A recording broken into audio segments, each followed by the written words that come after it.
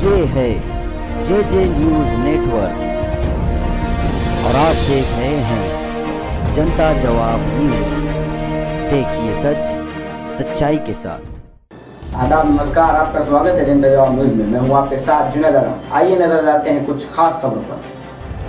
टीपू सुल्तान रहमतुल्लाह अलैह के छठी नस्ल के पोते शहजादा मंसूर अली टीपू मालेगांव में क्या कहना चाहते हैं मालेगांव वासियों से, देखिए ये रिपोर्ट।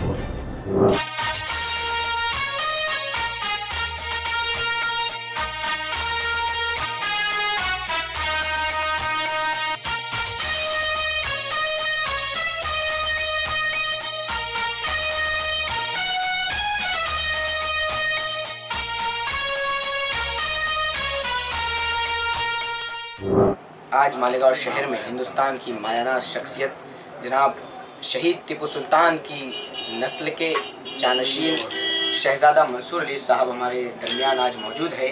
हम उनसे बात करते हैं। सर, आपका बहुत बहुत स्वागत है हमारे इस मालेगांव की नगरी में। सर, आप जैसा कि खुदादाद सल्तनत के आप सदर भी है पूरे हिंद के, आप मालेगांव तशरीफ़ लाए। कुछ ही दिनों में हमारे यहाँ पर इलेक्शन होने वाले हैं बल्दिया के। सर, आप यहाँ आए, आपका क्या मकसद है और आप आवाम के नाम कोई पैगाम देना चाहते हैं? अस्सलाम वालेकुम। पहले तो मालेगांव शहर से मेरा एक दिली रिश्ता है, क्योंकि माशाल्लाह यहाँ पे कौम, अवाम और तमाम मुसलमान जितने भी यहाँ पे शहरी हैं बहुत ही अच्छे अखलाक के हैं और अल्हम्दुलिल्लाह यहाँ पे बेदारी है। यहाँ के तमाम मुसलमानों में एक फ़िक्र है अवाम की और कौम की, क्योंकि यहीं पर मुस्लिम रिजर्वेशन पे 5% पर यहाँ के MLA साहब एक बार जब शुरू किए थे मैं उनके साथ दिया हुआ हूँ। और वो चीज़ रखते हुए हमारे खासुल खास एक ख़ास दोस्त 6 साल से हमारे साथ रहने वाले शफीक अहमद साहब, उनको हमारे साथ पैनल में लेकर महाराष्ट्र भर में बहुत सारा काम किए हैं। और बल्दिया इलेक्शन है, पता चला, और 4 मई को टीपू सुल्तान शहीद रहमतुल्लाह अलैह की शहादत थी इसी महीने में, और आज तो 7 मई है। 7 मई कल अल्हम्दुलिल्लाह मैं बेंगलोर से सफ़र शुरू किया हूँ महाराष्ट्र का। कल तो जलगांव में एक प्रोग्राम था, माशाल्लाह बहुत नौजवानों ने एक बहुत अच्छे तरीके से प्रोग्राम ऑर्गेनाइज़ किया था हज़रत के ताल्लुक़ से। और आज भी अल्हम्दुलिल्लाह मालेगांव में एक छोटी सी कन्वर्सेशन, एक कमेटी उन्होंने मुलाकात की। और उसके बाद मैं ये चाह रहा था शफीक भाई, इलेक्शन पे आप सिर्फ अकेले नहीं ठहरे, या फिर चारों हमारे फारूक सर और कुरैशी साहब और इरफान साहब, रिजवान साहब, 4 लोग भी ठहरे हुए हैं। जबकि आप 4 लोगों की कैंडिडेट, बस आपका इलेक्शन है, ये मेरा भी इलेक्शन है, हम तमाम कौम का इलेक्शन है, हम तमाम टीपू सुल्तान शहीद के घर वालों का एक इज़्ज़त का भी सवाल है। क्योंकि आज के अंदर, आज हिंदुस्तान में जो हालात हमारे बिगड़े हुए हैं, जिस तरीके से कम्युनल फोर्सेस, चाहे वो कोई भी सोसाइटी के हों, कोई भी रिलीजन के हों, उसका एक दबाव सा हमारे ऊपर चढ़ आ रहा है, जिसके वजह से हमारे सेक्युलरिज्म और डेमोक्रेटिक पे बहुत बड़ा असर पड़ रहा है। उस डेमोक्रेटिक और सेक्युलरिज्म को बचाने के लिए हम लोग एक होना है। एक के साथ साथ सेक्युलरिज्म के तरीके से तमाम समाजों को एक होकर, हम हिंदुस्तानी हैं इसलिए हम सेक्युलर फोर्सेस को आगे लेकर आकर हमारा वोट ना बंटवारा होने देना चाहिए। हमको हमारे कायद लीडरों को तैयार कर जितवाना हमारा फ़र्ज़ है। ना मैं कोई पार्टी से ताल्लुक़ है मेरा, ना कोई पार्टी से मेरी दुश्मनी है। हिंदुस्तान के अंदर अम्बेडकर ने एक जो मैसेज दिया था, एवरी की इज़ अ पॉलिटिकल की टू ओपन द डोर, तो इसलिए आज हमारे लोग, हमारे लीडर्स पॉलिटिकल समाज में रहना ज़रूरी है। क्योंकि यहाँ से म्यूनसिपल और कॉर्पोरेशन से जब हम घुसेंगे तो पार्लियामेंट में भी हमको पहुँचाने की हमारी ताकत हो, क्योंकि आज पार्लियामेंट के अंदर 2% भी हमारे मुस्लिम रिप्रेजेंटेटिव नहीं है। अगर हमारे रिप्रेजेंटेटिव होते तो ये प्रॉब्लम ना होता। तो आज हमारे अवाम में और मुसलमानों में बेदारी आ चुकी है। ग्राउंड लेवल से आज मुसलमान अल्हम्दुलिल्लाह जाग चुके हैं और हर लोग वोट के लिए तैयार है। अब वो यूपी इलेक्शन के बाद हमें पता चल रहा है कि हमारा वोट बंटना नहीं चाहिए और हमारा वोट इकट्ठे होकर सेकुलर पार्टी को जिताना हमारा फ़र्ज़ और आप तमाम का फ़र्ज़ है। सर, मालेगांव में इलेक्शन है जी, टीपू सुल्तान साहब को याद में रखते हुए इन तमाम लोगों को इकट्ठा करने के लिए आवाम के नाम कोई पैगाम? अवाम के नाम वही, जब टीपू सुल्तान शहीद रहमतुल्लाह अलैह की सल्तनत खुदादाद थी, दूसरे रियासतें भी थी, मुगलिया रियासत, मराठा रियासत, निज़ामिया रियासत, जहाँ जहाँ हिंदू महाराजा थे, मुसलमान उनके मिनिस्टर थे, जहाँ जहाँ मुसलमान राज थे, यानी कि टीपू सुल्तान शहीद रहमतुल्लाह अलैह खास करके अपनी बड़ी मिनिस्ट्रियाँ जैसी प्राइम मिनिस्टर, अकाउंट्स, एडमिनिस्ट्रेशन शहीद रहमतुल्लाह अलैह हिंदुओं को दिए थे, क्योंकि 90% हिंदुओं की आबादी थी। ये एक हमारा आइडल है हर इलेक्शन के लिए, क्योंकि जिसकी जितनी भागीदारी होती है उसका उतना प्रेजेंस होना ज़रूरी है। प्रेस कॉन्फ्रेंस में कांग्रेस ने दिया अपने 23 सालों के काम की रिपोर्ट, अपने मुखालिफिन से मांगा 23 सालों के काम का हिसाब। किसी दूसरी पार्टी के यहाँ तामीरी काम नज़र नहीं आते, तामीरी काम बहरहाल कांग्रेस पार्टी के नज़र आते हैं। अब इन्होंने हमारे ऊपर ये इल्ज़ाम लगाया 23 साल का हिसाब। क्या 23 साल का ये लोग हमसे हिसाब मांगे, जबकि काम करने वाली पार्टी कांग्रेस है। अब अगर आज के दौर में हम देखें तो 2017 में अगर ये लोग 23 साल का हिसाब मांग रहे हैं तो मतलब 1994 से ये कांग्रेस पार्टी से हिसाब मांग रहे हैं, तो उसका खाका हमने इस प्रेस नोट के अंदर दिया है। तो यानी 1994 से सदर बल्दिया बने उस वक्त, शेख रशीद साहब सदर बल्दिया बने उस वक्त से हमने उसका खाका दिया, और सदर बल्दिया रहते हुए उन्होंने क्या काम किया, एमएलए रहते हुए उन्होंने क्या काम किया, या आसिफ शेख मेयर रहकर क्या काम किया, एमएलए रहने के बाद वो क्या काम कर रहे हैं, या ताहिरा शेख रशीद साहिबा 2.5 साल के मेयरशिप में उसने जो काम किया, उसका हमने मुख्तसरन खाका हम लोगों ने यहाँ पर देने की कोशिश की है और उसको दिया है। मालेगांव हुडको कॉलोनी में अजीम इत्तेहाद का जलसा-ए-आम, एनसीपी अध्यक्ष मुफ्ती इस्माइल कासमी ने कहा कि हमने शहर में तरक्की के काम किए हैं, घरकुल योजना भी उसी का हिस्सा है। और फिर अल्हम्दुलिल्लाह मालेगांव को घरकुल योजना के नाम से 11,520 मकानात की मंजूरी मिली। बेघर लोगों को घर मिले। आज 5,000 के करीब मकानात तामीर हो चुके हैं। जब इस इलाके के झोपड़पट्टी में और नाले पर और सिविल हॉस्पिटल से लग करके जो लोग रहते हैं, जब उन लोगों ने उनसे कहा कि उस कॉलोनी में हमें भी खोली दिलवा दीजिए, हमें भी घर दिलवा दीजिए। 9 मई को state election commissioner GS Sahari Malegaon में शहर के लीडरों, पुलिस प्रशासन, इलेक्शन अधिकारियों के साथ पत्रकारों से की मुलाकात। सहारी ने कहा कि इस इलेक्शन को निर्भय बनाएंगे, शहर पर ड्रोन कैमरे से रखी जाएगी नजर। जनरल इलेक्शंस की प्रक्रिया अभी चालू है। यहाँ पर नाम निर्देशन पत्र जो प्राप्त हुए उनकी छाननी कल 8 तारीख को करी गई थी और 11 तारीख तक नाम वापस लेने की तारीख है, और उसके बाद 12 तारीख को जो इलेक्शंस में लड़ेंगे, जो ये चुनाव लड़ेंगे, उन प्रत्याशियों की लिस्ट अंतिम करी जाएगी। 24 मई को मतदान होगा और 26 मई को मतगणना करके 26 तारीख की शाम तक यहाँ का रिजल्ट डिक्लेयर कर दिया जाएगा। मालेगांव महानगर पालिका में टोटल वोटर्स हैं 3,91,000 और ये 84 सीट्स के लिए मत डालेंगे। ये इलेक्शंस निर्भय, मुक्त व पारदर्शक हों, इसके लिए चुनाव आयोग की तरफ से सब व्यवस्था करी गई है। यहाँ पर 7 निबंधक निर्णय अधिकारी रहेंगे और 516 पोलिंग स्टेशन इसके माध्यम से मतदान करा जाएगा। मतदार के ऊपर कोई भी अनुचित दबाव ना डाल सके, मतदार को कोई प्रलोभन ना दे सके, इसके लिए सब प्रकार की व्यवस्था करी जा रही है। जो गुण प्रवृत्ति के लोग हैं, जो असामाजिक तत्व हैं, उनके खिलाफ पुलिस विभाग की तरफ से कार्रवाई शुरू कर दी गई है और बहुत से लोगों को तड़ीपार और बहुत से लोगों के खिलाफ प्रतिबंधात्मक उपाय योजना करी गई है। और जैसे जैसे 24 तारीख की तरफ हम जाएंगे, इस कार्रवाई को और भी कठोर करा जाएगा। मैं आपके चैनल के माध्यम से सब मतदार, जो हमारे मित्र हैं, जो मतदार हैं, उनसे मैं अर्ज़ करना चाहूँगा कि 24 तारीख को आपकी सुरक्षा के लिए, आपको मतदान ईजिली करना शक्य हो, इसके लिए सब व्यवस्था कर दी गई है। आप मन में किसी प्रकार का भी डर ना रखें, कोई शंका ना रखें, कोई संकोच ना रखें और ज़्यादा से ज़्यादा संख्या में निकलकर अपने हक का इस्तेमाल करें और अपने पसंदीदा के उम्मीदवार को मत दें।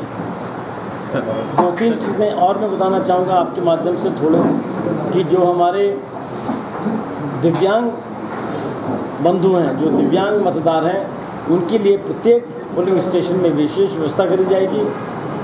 उनके लिए व्हील चेयर का इंतज़ाम करा जाएगा, तो वो भी मतदान में हिस्सा लें। वो भी देश के महत्वपूर्ण नागरिक हैं, उनकी बहुत बड़ी जवाबदारी है।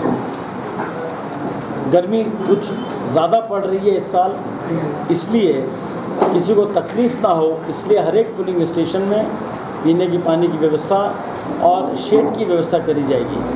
साथ ही साथ प्रत्येक पोलिंग स्टेशन में प्रथम उपचार जिसे कहते हैं फर्स्ट एड बॉक्स भी उपस्थित रहेगा। इसलिए किसी को भी घबराने की ज़रूरत नहीं है। किसी बात से ना घबराते हुए, गर्मी का परेशान ना होते हुए आप लोग बाहर निकलें और मतदान करें। धन्यवाद। सर ये बुर्काधारी जो महिलाएं होंगी उनके लिए स्पेशल क्या ये किया जाएगा? जो हमारी मुस्लिम महिला हैं जो कि बुर्के का इस्तेमाल करती हैं, उनके लिए प्रत्येक पोलिंग स्टेशन पे एक महिला अधिकारी तैनात करी जाएगी, जिससे कि उनकी ओळख पड़ सके और शिनाख्त करी जा सके कि जो मतदार में महिला है वही है या फिर बोगस महिला आकर मतदान करे। पुलिस प्रशासन, कारपोरेशन और शहर की आवाम से क्या कह रहा है मालेगांव ओल्ड आगरा रोड का ट्रैफिक, देखिए ये रिपोर्ट।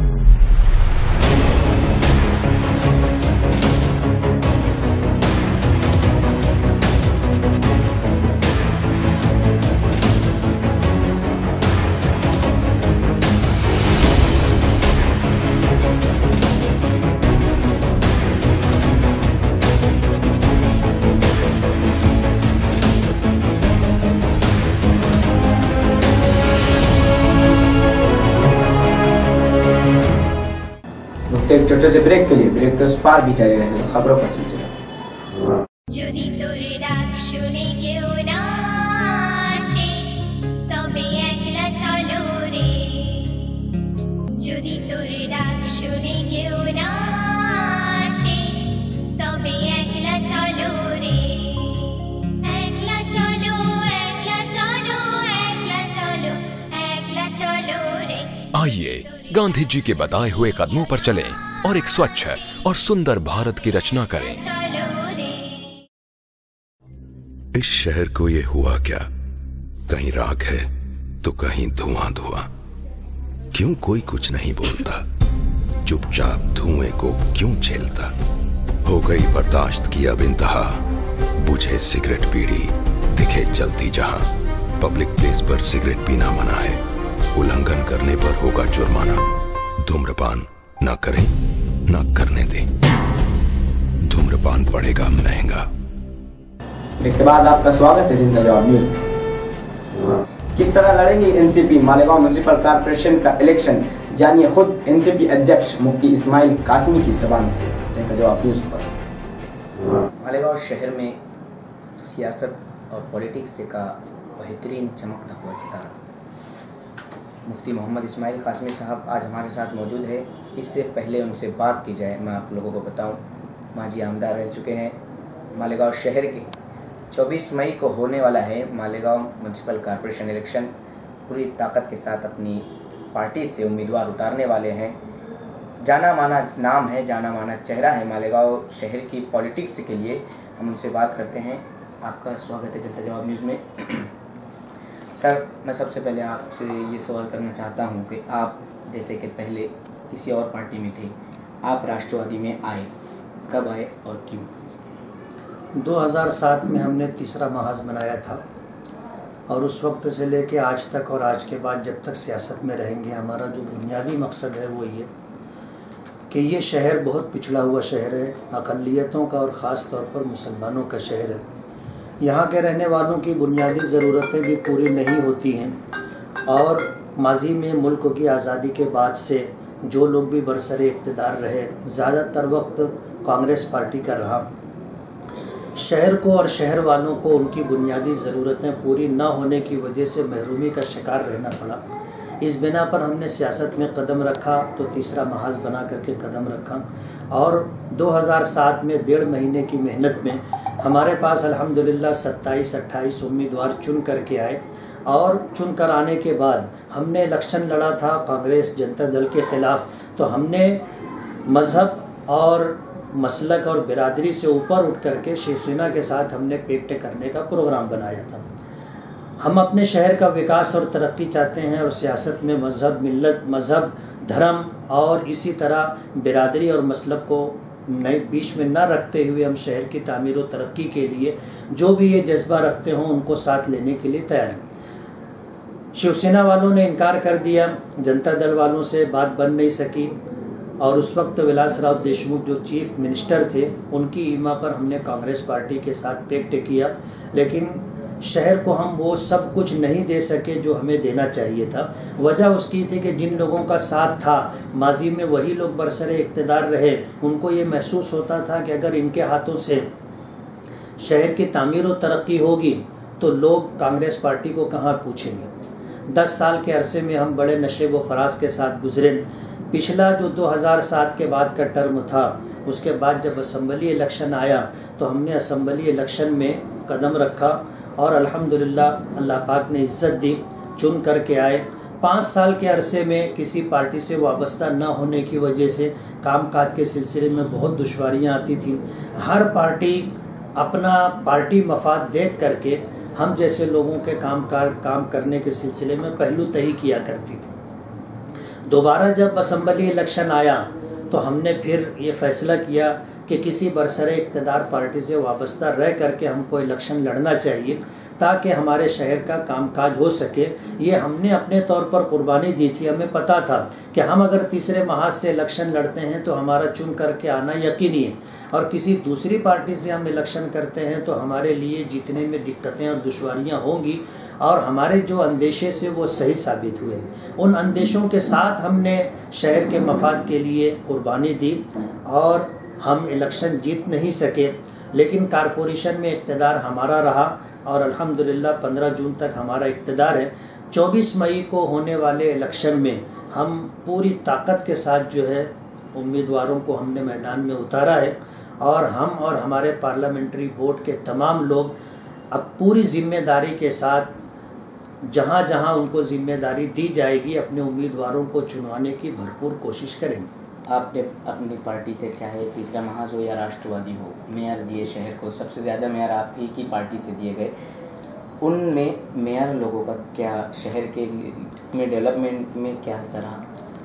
हमने जिन जिन लोगों को मेयर दिया उन्होंने अपनी बिसात भर पूरी कोशिश की। बात यह है कि अगर सत्ता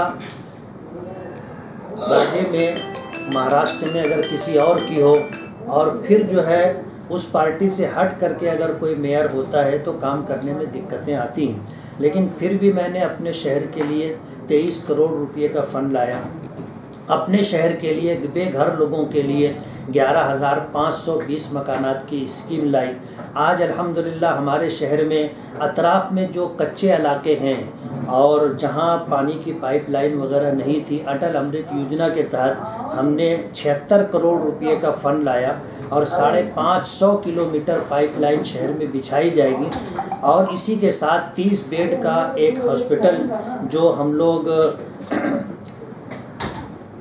जाफर नगर के अंदर जो है उसका काम होगा, पूरा फंड आ चुका है। एक अच्छे गार्डन के लिए 5 करोड़ रुपए का फ़ंड लाया। लेडीज़ संडास के लिए, ख़वातीन के लिए, महिलाओं के लिए हमने संडास के लिए 5 करोड़ रुपए का फ़ंड लाया। ये वो मोटे मोटे काम है जिनको हम लोगों के सामने पेश कर सकते हैं। बाकी अल्हम्दुलिल्लाह मालेगांव में आने वाले वो लोग जो कभी माजी में मालेगांव आए थे, आज मालेगांव आने के बाद देखकर उन्होंने ये फ़ैसला किया कि अब शहर के अंदर सड़कों की तामीर अच्छी हो गई है और शहर जो है विकास के रास्ते पर लग गए। मेरा एक अहम सवाल आपसे ये है कि आप अपनी पार्टी की तरफ से कितने उम्मीदवार शहर में उतारने वाले हैं मालेगांव कॉर्पोरेशन इलेक्शन 2017 के लिए? हमने राष्ट्रवादी कांग्रेस पार्टी में रहते हुए मालेगांव में जनता दल सेकुलर के साथ इत्तेहाद किया और इत्तेहाद करने का मकसद ये है कि शहर में तामीर और तरक्की हो और शहर में तामीर और तरक्की के उन्वान से जो बदउनवानी और भ्रष्टाचारी होती है उसका सद्देबाब किया जा सके ऐसे लोग जो भ्रष्टाचारी बदउनवानी में मुब्तला हैं, ऐसे लोगों को उनके अंजाम तक हम पहुंचाने की कोशिश करेंगे। उसी के साथ साथ हम ये चाहते हैं कि हमारा शहर और शहरों की तरह तरक्की करे, कि यहाँ मालेगांव में रहने वाले लोगों को तालीम भी मिले, रोज़गार भी मिले, और उनका जो बुनियादी हक है कारपोरेशन पर, और कारपोरेशन की जो जिम्मेदारी है कि उनकी बुनियादी सहूलतें फराहम करें, जिसमें रोड है, गटर है, पानी है, लाइट है, हेल्थ की लाइन से तमाम तर सहूलतें हैं। हम इन मकासद को ले करके चल रहे हैं ताकि हमारे शहर को तरक्की मिले, शहर में बदउनवानी भ्रष्टाचारी का ख़ात्मा हो और शहर वालों को उनका हक मिले और बुनियादी सहूलतों से शहर के लोग बहरावर हो सकें। इसके लिए हमने अपने तमाम साथियों के साथ सियासत में रह करके जद्दोजहद और कोशिश का आगाज़ किया था। आज भी हमारा वही मकसद है। आपने कहा कि आपने जनता दल सेकुलर से पैक्ट किया, गठबंधन किया।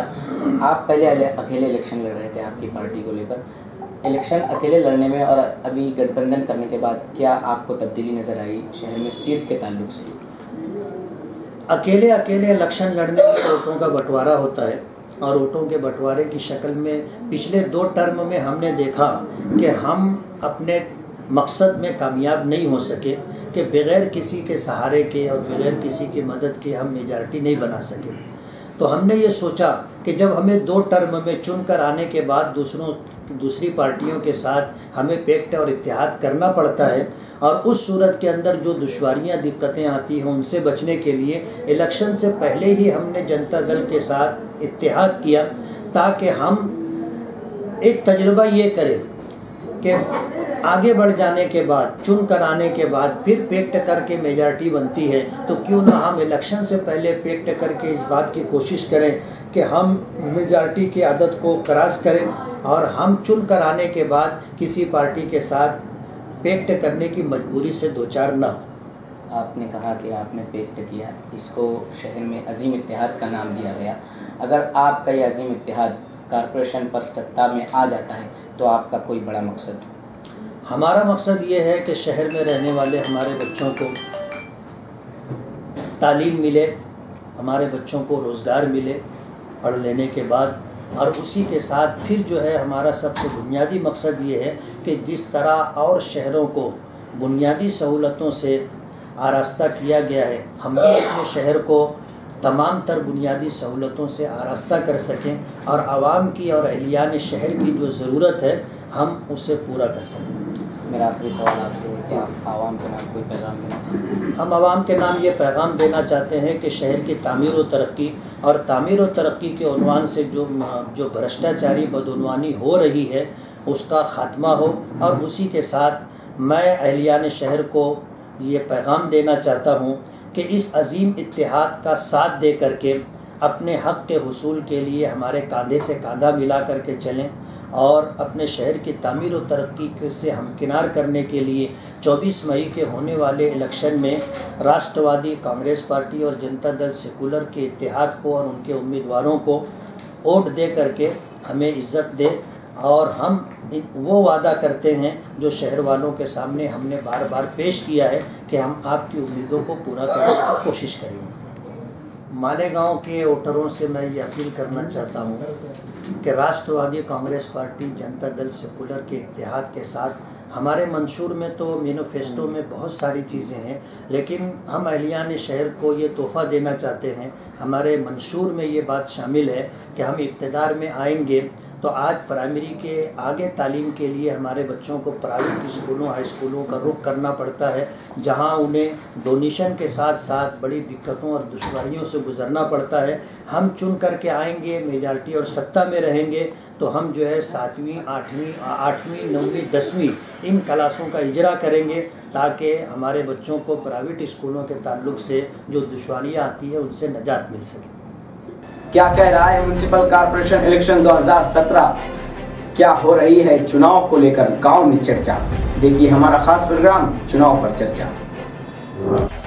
आदाब, नमस्कार, आपका स्वागत है जनता जवाब न्यूज़ में। मैं हूं आपके साथ जुनैद आलम। आप देख रहे हैं हमारा खास प्रोग्राम चुनाव पर चर्चा।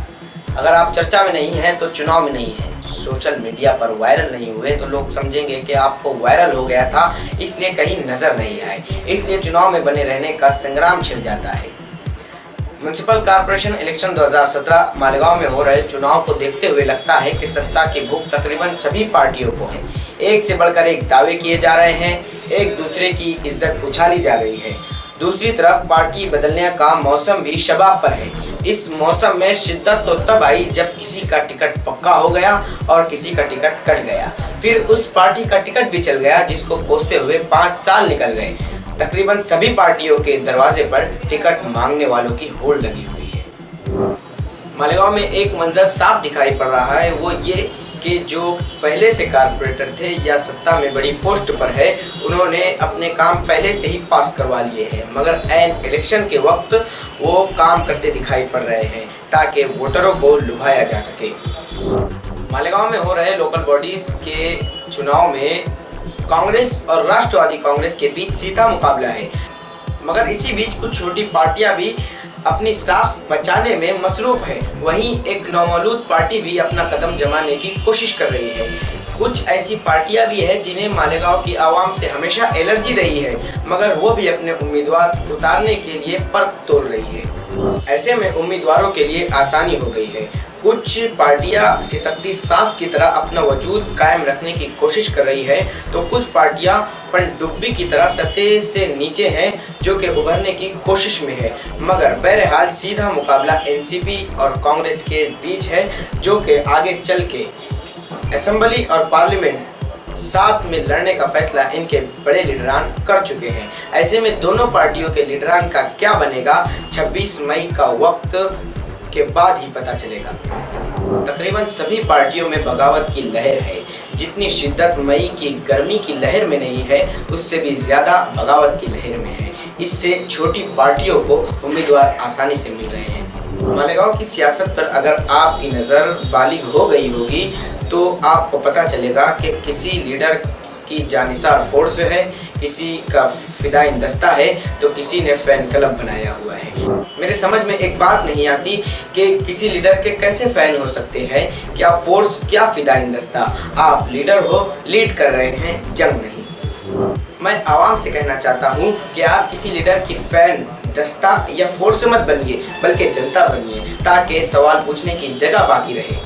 आप इनकी पार्टी के कार्यकर्ता बन जाइए, हमें तकलीफ नहीं, मगर आवाम बने रहने से उनको भी लीडर बने रहने का आनंद मिलता रहेगा। और आवाम और लीडर का साथ अच्छा रहा तो ये कदम डेवलपमेंट की तरफ जाएगा। आपको फैन बनना है तो किसी कलाकार का बनिए, अगर आपको फोर्स बनना है तो देश की बनिए, अगर फिदाइन बनना है तो अपने घर वालों के लिए बनिए।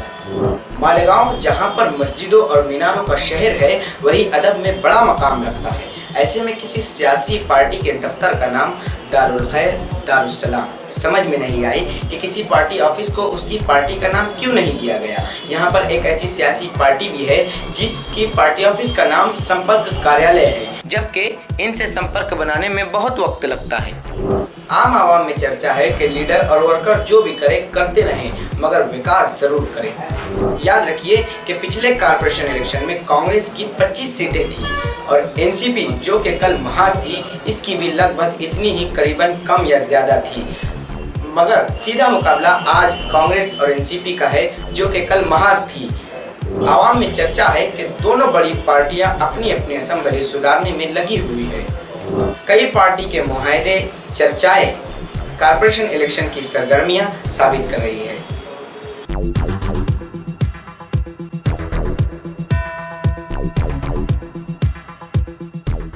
एडवर्टाइजमेंट, इश्तेहारात और जाहिरात के लिए इन नंबरों पर कांटेक्ट करें। देखिए जनता जवाब न्यूज़ 10 सेट टॉप बॉक्स के चैनल नंबर 192 पर सुबह 10 बजे, दोपहर 2 बजे और रात 9 बजे। और देखिए जनता जवाब न्यूज़ यूट्यूब पर भी। देखिए सच सच्चाई के साथ। जय हिंद, जय महाराष्ट्र।